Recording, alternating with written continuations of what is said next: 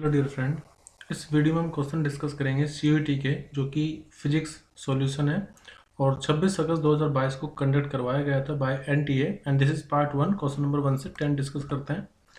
First question है, magnitude of electric field due to a point charge Q experience by a charge small Q at a distance R from the point plus Q किसके बराबर होगी।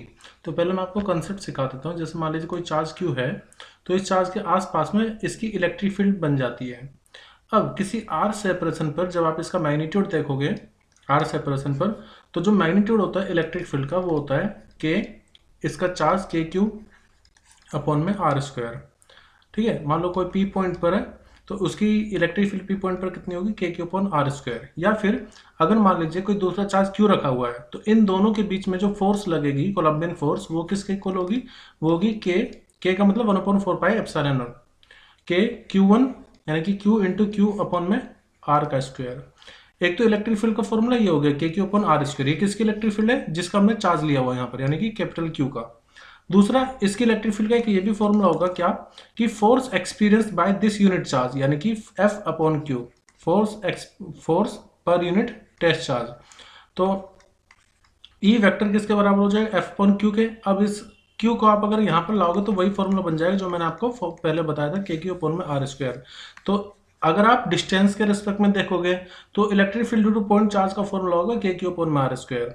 और अगर आप force के term में देखोगे तो इलेक्ट्रिक फील्ड इस चार्ज की बराबर होगी, ये चार्ज फोर्स कितनी एक्सपीरियंस कर रहा है पर यूनिट, इस चार्ज का मैग्नीट्यूड कितना है, यानी कि एफ अपॉन क्यू। अब चलते हैं ऑप्शन पर। पहला ऑप्शन है, आपसे पूछा है कि मैग्नीट्यूड ऑफ इलेक्ट्रिक फील्ड क्या होगा कैपिटल क्यू चार्ज का। It is according to first option magnitude of dielectric force experience by point charge upon Q. तो देखो, अपॉन में मतलब फोर्स अपॉन कैपिटल क्यू नहीं आएगा। अगर हम कैपिटल क्यू की फोर्स देख रहे हैं ना, तो अपॉन में आएगा जो टेस्ट चार्ज है उस, वो अपॉन में आएगा, टेस्ट चार्ज आएगा डिनोमिनेटर में। ठीक है। सेकंड है, magnitude of electric force experience by test charge upon small Q. तो ये बिल्कुल सही है, क्योंकि मैंने आपको ये तो बताया कैपिटल क्यू चार्ज की जो इलेक्ट्रिक फील्ड होगी वो बराबर होगी कि ये टेस्ट चार्ज कितनी फोर्स एक्सपीरियंस कर रहा है अपॉन में इसका मैग्नीट्यूड कितना है। तो इसलिए ऑप्शन बी सही रहेगा। बाकी ऑप्शन देख लेते हैं। Magnitude of repulsive force between the point charge and the test charge, नहीं, मैग्नेटिक, ये तो फोर्स को डिफाइन कर रहा है। D, magnitude of electric force experience by point charge Q multiplied by magnitude of the charge. ये कह रहा है electric force F into Q. देखो ऐसा नहीं होता है, एफ इंटू क्यू कोई फॉर्मूला नहीं होगा इलेक्ट्रिक फील्ड का। इलेक्ट्रिक फील्ड का फॉर्मूला होगा एफ अपॉन में क्यू। तो इसलिए ऑप्शन बी सही है। एक्चुअली जब आप इलेक्ट्रिक फील्ड को डिफाइन करते हैं तो आप पहले यही कहते हैं कि electric field of point charge, electric field of any source charge में मान लेते हैं ये सोर्स चार्ज है जो कि अपने आसपास इलेक्ट्रिक फील्ड को प्रोड्यूस कर रहा है, या उसकी इलेक्ट्रिक फील्ड वहां पर है। जब किसी स्मॉल क्यू चार्ज को, पॉइंट टेस्ट चार्ज को आप इसकी इलेक्ट्रिक फील्ड में लाओगे तो ये स्मॉल टेस्ट चार्ज इसकी इलेक्ट्रिक फील्ड की वजह से कुछ फोर्स एक्सपीरियंस करेगा। तो ये जो स्मॉल क्यू चार्ज है कितनी फोर्स एक्सपीरियंस कर रहा है कैपिटल क्यू की वजह से, अपॉन में इस टेस्ट चार्ज का मैग्नीट्यूड कितना है, वही होती है इस कैपिटल क्यू चार्ज की, यानी कि सोर्स चार्ज की इलेक्ट्रिक फील्ड। आई होप कि आपको ये समझ में आया होगा। नेक्स्ट क्वेश्चन स्टार्ट करते हैं। Point A lies at a distance R on the axis of Q short electric dipole. Electric field at this point is 160 meter. Now consider another point P at a distance 2r on its axis. The value of electric field at this point will be कितनी होगी। तो देखो, ये dipole की बात कर रहे हैं। अगर आप एक कोई शॉर्ट डायपोल लो, डायपोल का मतलब क्या होगा, system of two equal and opposite charges. तो अगर आप उसकी एक्सल पॉइंट पर, यानी कि उसकी एक्सिस के अलोंग इलेक्ट्रिक फील्ड देखोगे तो उसका फॉर्मूला होता है के 2k p अपॉन में r की क्यूब। यानी कि इलेक्ट्रिक फील्ड अगर r पर देखा जाए कि कैसे डिपेंड कर रही है, तो r की क्यूब पर डिपेंड करता है। यानी कि r क्या है, इस डायपोल की सेंटर से लेकर के जिस p पॉइंट पर आप इलेक्ट्रिक फील्ड देख रहे हो वहां से वहां तक का डिस्टेंस में r बोल रहा हूँ। तो इलेक्ट्रिक फील्ड इनवर्सली r की क्यूब पर डिपेंड करता है डायपोल के लिए, इस बात का ध्यान रखना। अब आगे चलते हैं। तो आपसे बोला हुआ है कि किसी r सेपरेशन पर जो इलेक्ट्रिक फील्ड है वो 160 V वोल्ट पर मीटर ये होना चाहिए, क्योंकि ऐसा यूनिट वोल्ट पर मीटर होती है इलेक्ट्रिक फील्ड की। तो 160 वोल्ट है कहाँ पर, जब डिस्टेंस आर है। और जब डिस्टेंस अब दे दिया कि अगर डिस्टेंस 2r हो जाएगा तो इलेक्ट्रिक फील्ड कितनी हो जाएगी। तो देखो 2kp तो चेंज नहीं होगा, लेकिन r चेंज हो रहा है। तो इलेक्ट्रिक फील्ड किसी 2r सेपरेशन पर बराबर हो जाएगी 2kp अपॉन में 2r की क्यूब, ठीक है, और ये रही होगी इनिशियली 2kp अपॉन में r की क्यूब। तो इलेक्ट्रिक फील्ड इनवर्सली r की क्यूब पर डिपेंड कर रहा है, मुझे बताना है कि यहाँ पर इलेक्ट्रिक फील्ड कितना होगा। तो इसको आप ऐसे लिख सकते हैं 2kp अपॉन में 2 की क्यूब कितना 8 और r की क्यूब। अब देखो इसकी वैल्यू तो हमें पता है 2kp अपॉन r की क्यूब की, वो 160 है, तो 160 ये तो होगी 2kp अपॉन r की क्यूब की वैल्यू, और अपॉन में 8 और कर दो तो वोल्ट पर मीटर तो यूनिट रहेगी। इसका मतलब ये हो जाएगा 20 वोल्ट पर मीटर, यानी कि ऑप्शन सी सही होगा। क्वेश्चन नंबर 3, आपके पास एक सिस्टम ऑफ चार्ज है जिसमें पॉइंट ए और बी, यहाँ इन चार्ज से ये 2 माइक्रोकूलम चार्ज Q1 है, -2 माइक्रोकूलम Q2 चार्ज है, और ये डी पॉइंट से ये आपस में 10 डी पॉइंट से देखा जाए तो 10 सेंटीमीटर होंगे और आपस में 20 सेंटीमीटर की दूरी पर है, और यहाँ से ए और यहाँ से बी पॉइंट 5-5 सेंटीमीटर की दूरी पर है। आपको बताना है कि इनमें से कौन सी स्टेटमेंट सही होगी। तो पहले मैं एक कंसेप्ट आपको बता देता हूँ, क्या कि मान लीजिए कोई इलेक्ट्रिक डाइपोल है, तो उसके इक्वेटोरियल पॉइंट पर, ये थोड़ा सा टेढ़ा बना है, इसके जो इक्वेटोरियल पॉइंट होता है ना, ये पॉइंट, अगर आप इसके किसी भी पॉइंट पर पोटेंशियल निकालोगे तो वो आएगा 0। इसका मतलब ये हुआ कि जो इक्वेटोरियल लाइन होती है, या इक्वेटोरियल प्लेन बोल देता हूँ मैं, इक्वेटोरियल प्लेन, वो एक इक्विपोटेंशियल सरफेस होगा, ये will be an equipotential surface. अब ये इक्विपोटेंशियल सरफेस का क्या मतलब है? तो इक्विपोटेंशियल सरफेस का मतलब है एक ऐसा सरफेस जिसके किसी भी पॉइंट पर अगर आप देखो तो पोटेंशियल सेम मिलेगा, तो जो पोटेंशियल डिफरेंस होगा वो कितना हो जाएगा 0। तो इसका मतलब यहाँ पर जो प्लेन होगा ना, इक्विटोरियल लाइन के अलोंग जो प्लेन होगा वो इक्विपोटेंशियल सरफेस होगा। आप इसको डायरेक्टली ध्यान रखना, कोई भी अगर इलेक्ट्रिक डाइपोल है तो उसकी एक्सिस पॉइंट पर तो पोटेंशियल नॉन जीरो होता है, लेकिन इक्वेटोरियल लाइन पर पोटेंशियल जीरो होता है, जिसकी वजह से अगर आप एक इमेजिनरी सरफेस इमेजिन करें तो वो इक्विपोटेंशियल सरफेस होगा जो कि परपेंडिकुलर होगा इस लाइन के, इस एक्सिस के। नाउ इनमें से हमें सही आंसर बताना है, तो ऑप्शन ए पॉइंट सी और डी आर इक्विपोटेंशियल। तो देखो सी और डी ये दोनों इसके इक्वेटोरियल पॉइंट पर लाई कर रहे हैं, तो जब ये इक्वेटोरियल लाइन पर लाई कर रहे हैं तो इसका मतलब क्या होगा, पॉइंट सी और डी दोनों सेम पोटेंशियल पर होंगे, तो उसको इक्विपोटेंशियल बोल सकते हैं हम। तो इसका मतलब ऑप्शन ए यहाँ पर बिल्कुल सही है। क्वेश्चन नंबर 4 है, ए spherical metal body has a charge plus Q uniformly distributed over its surface. मतलब हमारे पास कोई स्फेरिकल मेटल बॉडी है और उस पर ऊपर चार्ज डिस्ट्रीब्यूटेड है यूनिफॉर्मली, और जो चार्ज का magnitude it is given us Q. The body has cavity at its centre. तो इसमें सेंटर पर एक कैविटी गिवन है हमें, कैविटी मतलब फ्री स्पेस होगा वो वहाँ पर। अब आपको select the proper procedure from those given below which will change the charge on the outer surface from plus Q को माइनस क्यू। यानी कि हमें इन सब ऑप्शन में से छाट करके क्या करना चाहिए कि प्लस क्यू की जगह यहाँ पर माइनस क्यू चार्ज आ जाए। तो अब हमें सेकंड केस में इस सरफेस पर कैसा चार्ज चाहिए, माइनस का क्यू। अब ये माइनस क्यू चार्ज कैसा आएगा वो हमें देखना है। पहला ऑप्शन है a charge minus Q is inserted in the cavity and kept insulated from the inner surface of the cavity। तो फर्स्ट ऑप्शन में क्या करेंगे, हम माइनस क्यू चार्ज यहाँ पर रख रहे हैं, लेकिन इसका इस सरफेस से कोई भी कांटेक्ट नहीं होना चाहिए। तो एक चीज़ आप ध्यान रखना कि कैविटी के अंदर जो नेट इलेक्ट्रिक फील्ड होगी वो 0 होनी चाहिए। अब 0 कब होगी, देखो यहाँ पर अगर माइनस क्यू चार्ज आप दे रहे हो तो इसके आउटर सरफेस पर प्लस क्यू चार्ज आ जाएगा, प्लस का क्यू चार्ज यहाँ पर आ जाएगा।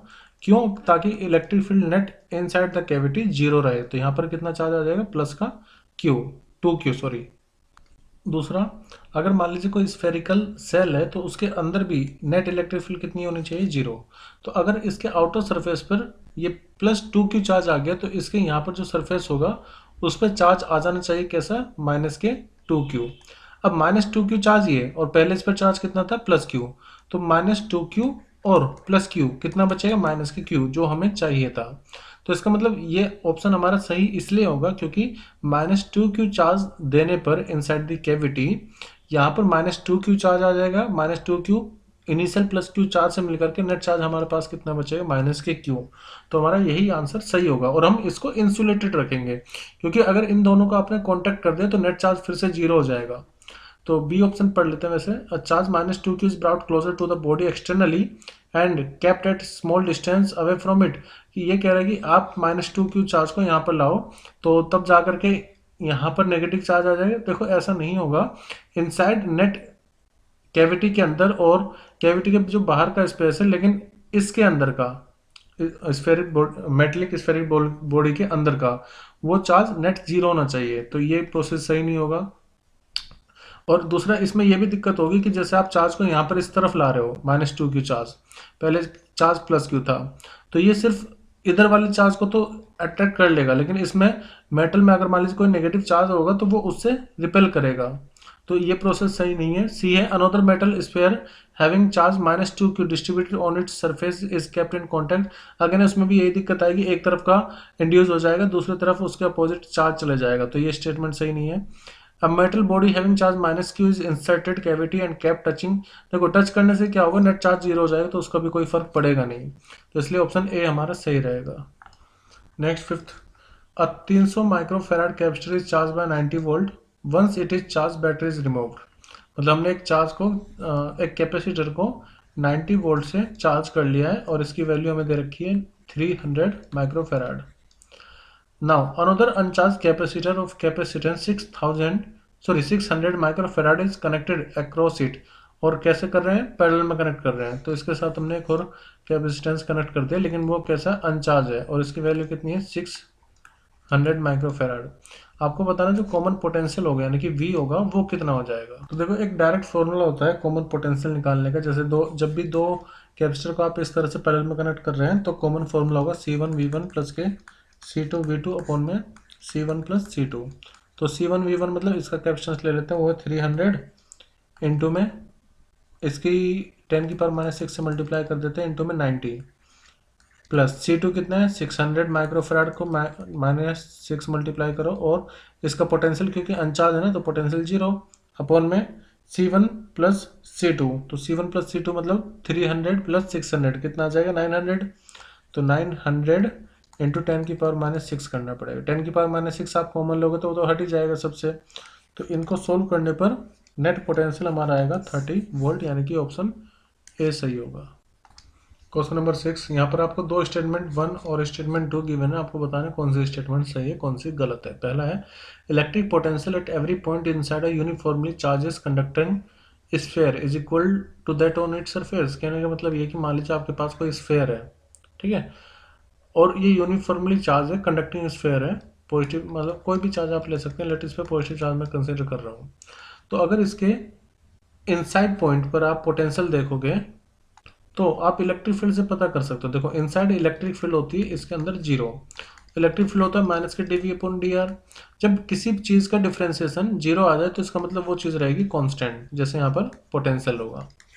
तो इसका मतलब ये हुआ कि इनसाइड यानी कि इस स्फीयर के अंदर जो कि कंडक्टिंग स्फीयर है, इसके अंदर जो पोटेंशियल होगा वो सेम रहेगा, यानी कि सेंटर से लेकर के जब आप सरफेस तक आओगे पोटेंशियल सेम मिलेगा। और वो कितना होता है, वो होता है KQ अपॉन में कैपिटल R का स्क्वायर। मतलब जो आपके सरफेस पर है ना वही पोटेंशियल आपको इनसाइड भी मिलेगा, यही पोटेंशियल इनसाइड भी होगा, लेकिन बाहर यानी कि आउटसाइड वो रहेगा KQ अपॉन में small r square. Small r क्या हो जाएगा, लेट डिस्टेंस, कैपिटल R हो जाएगा इसका रेडियस। तो ध्यान रखना सरफेस और अंदर इनसाइड पोटेंशियल सेम रहता है। तो इस हिसाब से हमारी स्टेटमेंट 1 सही है। क्यों, ये बोल रही है कि electric potential at every point inside a uniformly charge conducting sphere is equal to that on surface. यही तो मैंने आपको बताया, इनसाइड और सरफेस पर पोटेंशियल सेम रहेगा। स्टेटमेंट 2 पढ़ते हैं अब। Work done by electrostatic field in moving a charge from one point to another depends on the length of the path taken to grow from one point to another। देखो इसका concept पहले समझ लेते हैं। Work done actually होता है F.ds, और अगर मैं इसको इंटीग्रेट कर दूं तो नेट वर्क डन हो जाएगा F.ds। एक्चुअली चार्ज में ही होता है कि जो कोलम्बियन फोर्स है ना, ये फोर्स होते हैं कंजर्वेटिव फोर्स। कंजर्वेटिव फोर्स किसकी बात करूं मैं, वो फोर्स जो कि दो चार्ज के बीच में लगती है, जो कि कोलम्बियन फोर्स होती है, वो कंजर्वेटिव फोर्स होती है नेचर में। और कंजर्वेटिव फोर्स की प्रॉपर्टी ये होती है कि उसके अंदर में जो भी वर्क डन होगा वो वर्क डन पाथ पर इंडिपेंडेंट होता है, लेकिन इनिशियल और फाइनल पॉइंट पर सिर्फ डिपेंड करता है। तो ध्यान रखना है, जब भी फोर्स कंजर्वेटिव होगी, work done does not depend on path taken, it only depends on initial and final point. Statement 2 कहती है कि जो वर्क डन आप कर रहे हैं इलेक्ट्रोस्टैटिक फील्ड में अगेंस्ट द चार्ज, मतलब चार्ज को मूव करवाने के लिए, वो लेंथ पर डिपेंड करेगी। तो देखो वो लेंथ पर डिपेंड नहीं कर रही है, वो सिर्फ इनिशियल और फाइनल पॉइंट पर डिपेंड करेगी। लेंथ छोटी और बड़ी उससे मतलब नहीं है। जैसे कि अगर मान लो पॉइंट ए है और पॉइंट बी है, आप ए से बी इस तरफ आ रहे हैं, या ये रास्ता चूज कर रहे हो, या ये रास्ता चूज कर रहे हो, किसी भी पाथ से आप आ जाओ, वर्क डन सेम रहेगा अगर इनिशियल और फाइनल पॉइंट सेम है। ये सिर्फ कंजर्वेटिव फोर्स के अगेंस्ट में होता है, मतलब कंजर्वेटिव फोर्स में ही होगा वर्क डन। तो वर्क डन पाथ पे डिपेंड नहीं करेगा, इनिशियल फाइनल पॉइंट पर डिपेंड करता है। तो कोलम्बियन फोर्स क्योंकि कंजर्वेटिव फोर्स है, इसलिए वर्क डन लेंथ पर डिपेंड ना करके सिर्फ इनिशियल फाइनल पॉइंट पर डिपेंड करेगा। तो स्टेटमेंट 2 गलत है। तो स्टेटमेंट 1 राइट, स्टेटमेंट 2 फॉल्स। तो इस हिसाब से हमारा सही आंसर क्या होगा, 1 is correct, statement second is incorrect. तो ऑप्शन सी सही रहेगा। क्वेश्चन नंबर 7 में ये डायग्राम आपको गिवन है, बोला है कि यहाँ पर एक रोड को, ये जो रोड है इसको हमने एक बैटरी से कनेक्ट कर रहे हैं, डीसी सोर्स है। अगर आप इसमें करंट फ्लो करवाएंगे, अब जब करंट फ्लो करेगा तो वो इस तरह से करंट फ्लो करेगा, और लेट ही इसमें ये जो लेंथ ऑफ वायर है, मैं इसको कुछ नाम देता हूँ, लेट से A B, but B point यहाँ पर है, इसको चलो आप मान लेते हैं एक्स वाई, एक्स वाई भी नहीं मान सकते, एम एन मान लेते हैं, एम एन, ठीक है। तो अगर इसमें ये करंट फ्लो कर रहा है और यहाँ पर मैग्नेटिक फील्ड देखो, क्रॉस का मतलब है इनटू द प्लेन या इनटू द स्क्रीन, अंदर की तरफ मैग्नेटिक फील्ड है, करंट इसमें फ्लो कर रहा है ऊपर की तरफ। तो जब भी किसी करंट कैरिंग वायर को आप मैग्नेटिक फील्ड में रखते हो तो उस पर फोर्स लगता है F equal to I L cross B. और ध्यान रखना, ये जो फोर्स होता है ये परपेंडिकुलर होता है लेंथ को, मतलब जिस डायरेक्शन में करंट फ्लो कर रहा है उस लेंथ के ऑफ वायर के, and it is also perpendicular to the direction of the magnetic field. Okay, now since the current is flowing in upward direction and magnetic field is into the plane, so we can say that the force will be acting in perpendicular direction to the direction of current and the direction of the magnetic field.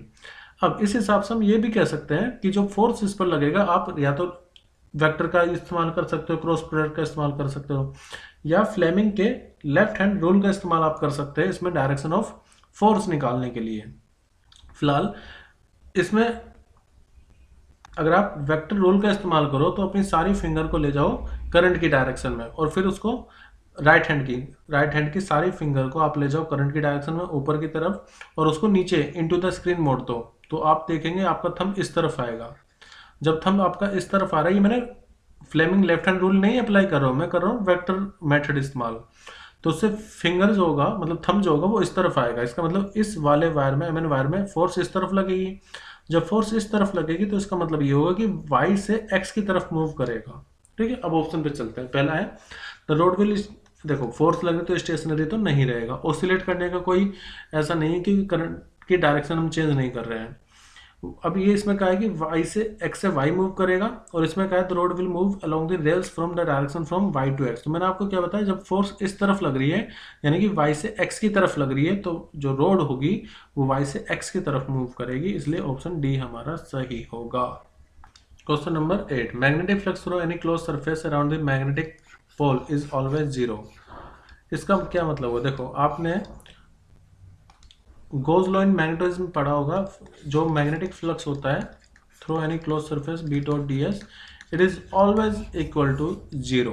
अब इसका मतलब क्या हुआ, इसका मतलब ये हुआ कि अगर यहाँ पर मान लीजिए कहीं पर नॉर्थ पोल है तो वहां पर साउथ पोल भी होगा। जितनी number of field line enter करेंगी उतनी number of field line exit भी करेंगी, बाहर भी जाएंगी। तो इसका मतलब ये हुआ कि divergence of net magnetic field is zero. और इन अदर वर्ड, क्लास 12 के लेवल पे बोल देता हूं मैं, कि जो मोनोपोल होंगे वो कभी भी एग्जिस्ट नहीं करते, हमेशा डाइपोल ही एग्जिस्ट करते हैं। Actually goes law in magnetism का कंक्लूजन ही यही है कि जो मैग्नेटिक मोनोपोल होते हैं वो एग्जिस्ट नहीं करते। जब भी आपको कोई मैग्नेट मिलेगी तो उसमें नॉर्थ पोल भी होगा, साउथ पोल भी होगा, भले आप इसको तोड़ दो तब भी इसमें आपको छोटी जो मैग्नेट मिलेगी उसमें नॉर्थ पोल भी होगा, साउथ पोल भी होगा। फिर से आप इसको ब्रेक कर दो, फिर से जो मैग्नेट मिलेगी उसमें नॉर्थ पोल भी होगा, साउथ पोल भी होगा। क्यों? क्योंकि इनको अकेले रहने की आदत नहीं है पोल्स को। नॉर्थ पोल है तो नॉर्थ के साथ साउथ भी रहेगा, ये हमेशा कपल की फॉर्म में रहता है। कपल में रहना इनको पसंद है। तो इसका मतलब ये हुआ कि मैग्नेट्स आर ऑलवेज डाइपोल्स। तो ऑफकोर्स क्योंकि मैग्नेट में दोनों पोल है तो हम क्या बोलेंगे उसको कि मैग्नेट हमेशा डाइपोल की फॉर्म में एग्जिस्ट करती है, तो इसलिए ऑप्शन बी हमारा सही होगा। मोनोपोल में तो एग्जिस्ट करते नहीं है। 9th, इसमें आपको इधर लिस्ट 1 दी है, लिस्ट 2 आपको बताना है कि इसको मैच करना है बस यूनिट के हिसाब से। मैग्नेटिक फील्ड की यूनिट क्या होती है, मैग्नेटिक फ्लक्स की। पहले मैं सबसे पहले आपको मैग्नेटिक मूवमेंट का बता देता हूँ। मैग्नेटिक मूवमेंट का फॉर्मूला होता है करंट इनटू में एरिया। करंट मतलब करंट की ऐसा यूनिट होगी एम्पियर और एरिया की होगी मीटर स्क्वायर। तो इसका मतलब मैग्नेटिक मूवमेंट की ऐसा यूनिट क्या होगी, एम्पियर मीटर स्क्वायर। तो इसका मतलब मैग्नेटिक मूवमेंट को मैं कहाँ से मैच करवाऊंगा, डी को मैं मैच करवाऊंगा 3 से। तो डी का किससे मैचिंग करवाओ, 3 से। अब आप ये देखो डी का 3 किस में है, डी का 3 सिर्फ इसी में आ रहा है, तो इसका मतलब हमारा आंसर ठीक हो जाएगा ऑप्शन सी। बाकी अगर आपको नहीं भी पता है तो सिर्फ एक से आप पता लगा सकते हो, बाकी हम डिस्कस कर लेते हैं अभी। ये तो होता है डायरेक्ट कैसे आंसर लगाना। अब मैग्नेटिक फील्ड की यूनिट क्या होगी, देखो मैग्नेटिक फील्ड की आप यूनिट यहाँ से निकाल सकते हैं। एफ इक्वल टू आपको पता है आई एल क्रॉस बी होता है, या आई एल भी ले लेते हैं फिलहाल मैग्नीट्यूड के टर्म में। तो अगर मैग्नेटिक फील्ड का आप यूनिट देखो तो एफ अपॉन आई एल से आएगा। तो फोर्स की यूनिट न्यूटन, करंट की यूनिट एम्पियर, लेकिन ऊपर जाएगी तो एम्पियर इनवर्स, और लेंथ की मीटर इनवर्स। इसका मतलब ये हो कि मैग्नेटिक फील्ड की ऐसा यूनिट क्या हो जाएगी, newton ampere inverse metre inverse.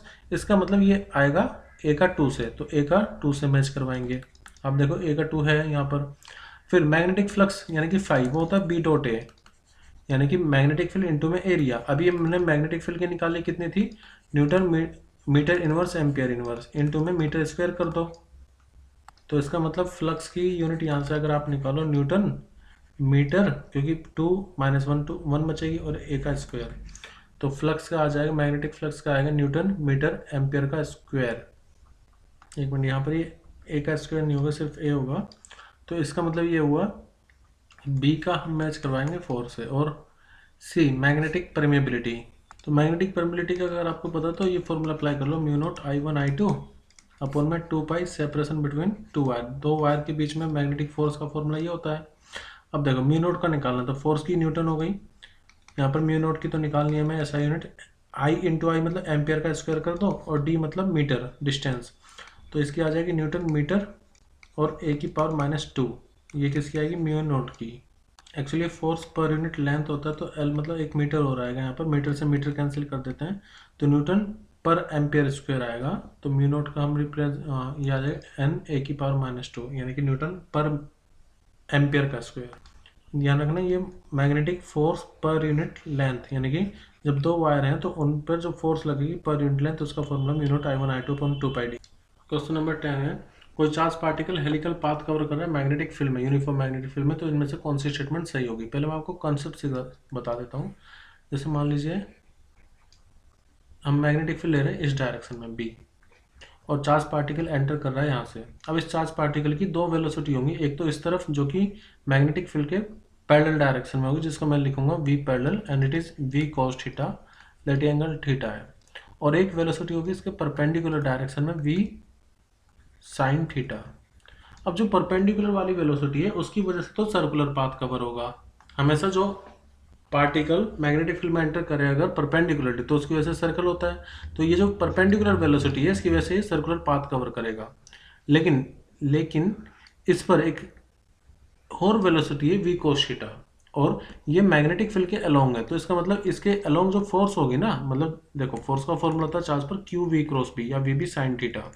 जब थीटा की वैल्यू 0 डिग्री होती है तब चार्ज पार्टिकल पर कोई भी फोर्स नहीं लगती मैग्नेटिक फील्ड की वजह से। थीटा क्या है, थीटा है angle between velocity and magnetic field. तो v पैरेलल वाली जो वेलोसिटी है, क्योंकि वो मैग्नेटिक फील्ड की ही डायरेक्शन में, तो एंगल 0 हो गया, तो फोर्स कितनी लगेगी, 0। इसका मतलब इस डायरेक्शन में तो कोई फोर्स इस पर नहीं लगेगी, जिसकी वजह से ये वेलोसिटी रहेगी कांस्टेंट। और इस कांस्टेंट वेलोसिटी की वजह से थोड़ा सा हमेशा आगे आता रहेगा, जिसकी वजह से थोड़ा पिच कवर कर रहा है। पिच मतलब 2 सर्कल के बीच का सेपरेशन। तो हम ये कह सकते हैं कि जब charge particle helical path cover करता है तो उसकी दोनों वेलोसिटी होती है, परपेंडिकुलर भी और पैरेलल भी। अब चलते हैं ऑप्शन पे। पहला ऑप्शन है the particle has non zero component of velocity along the parallel as well as perpendicular direction of the magnetic field. यही तो बात मैंने आपको बताई कि जब हेलिकल पाथ होता है तो पार्टिकल की दोनों ही वेलोसिटी होती है नॉन जीरो, पैरेलल डायरेक्शन में भी परपेंडिकुलर डायरेक्शन में। इस हिसाब से स्टेटमेंट ए तो हमारी बिल्कुल सही है, हमारा आंसर भी ए ही होगा। बाकी लेकिन डिस्कस कर लेते हैं। Second, the particle velocity is in direction parallel. देखो सिर्फ पैरेलल नहीं होगी, परपेंडिकुलर भी होगी। Third, the particle velocity in direction perpendicular. अब परपेंडिकुलर के साथ साथ पैरेलल भी होगी तो ये भी गलत हो गया। The particle is initially at rest while switching the magnetic field on. ऐसा नहीं है, हेलिकल पाथ अगर कवर करना है तो बाहर से एक पार्टिकल आएगा किसी v वेलोसिटी के साथ, जो कि कोई एंगल थीटा बना रही होगी मैग्नेटिक फील्ड से।